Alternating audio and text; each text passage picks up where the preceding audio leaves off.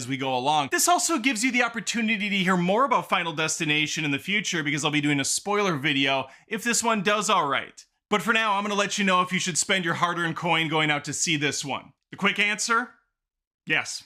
If you're a fan of the franchise, I think you'll enjoy this quite a bit. The movie's definitely having some fun. What we have here is an hour and 50-minute runtime. It does seem to go a little longer than it needs to. However, pacing-wise, I was on board for all of it. I could just see some spots where, yeah, you could trim it down just a hair. It is, like all the other ones, rated R, and it's making good use of that R rating. Not only are the kills very creative every single time, there's also a decent amount of gore, and some of it is absolutely brutal to watch. And unlike some of the past entries, it's more brutal because you actually like a lot of the characters that you're going to come into contact with here. Especially our main protagonist, Stefani Reyes. She's having a hard time in college, and it's not because her grades are slipping. They are, but that's not the main reason. The issue is she's having a hard time getting any shut-eye. And these aren't your typical run-of-the-mill nightmares like her brother had once, where he said a hot dog was eating him instead of vice versa.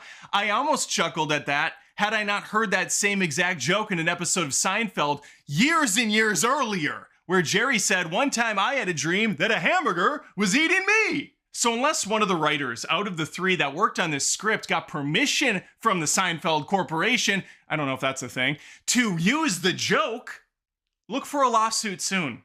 Also, the brother really butchered the line delivery anyways, so was it worth it? Let me work it. As for all Final Destination movies, Destination, of course, short for destination, we're going to be spending time with a bunch of teenagers who are going to find themselves in precarious situations.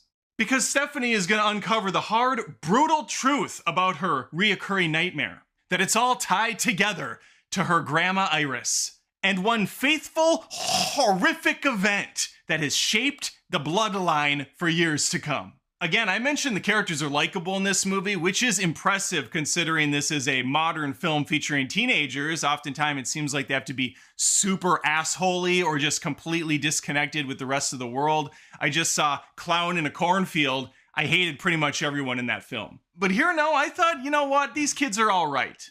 These kids are perfectly fine.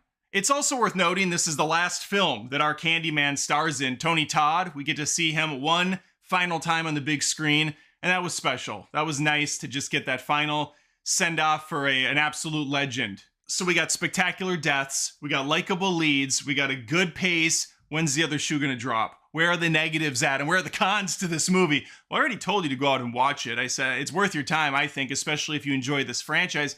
Even if you're not familiar with it, it stands alone well enough. Obviously, you're going to get more out of it because there's ties to the other films. There's Easter eggs. There's just straight up references left and right. But that's more of an added bonus. Even if you go in fresh, you'll be fine. All right, so the cons for me, and they're not even really bad. They're just different, all right? I enjoy Final Destination because it had this dark energy to it. And yes, it was the first film in the franchise. You didn't know what the hell was going on at that airport scene. It was kind of chilling. You were with the characters along for the ride. Well, we've been on this ride now 6 films, so you know what to expect. And the shine is a little less shiny this time around.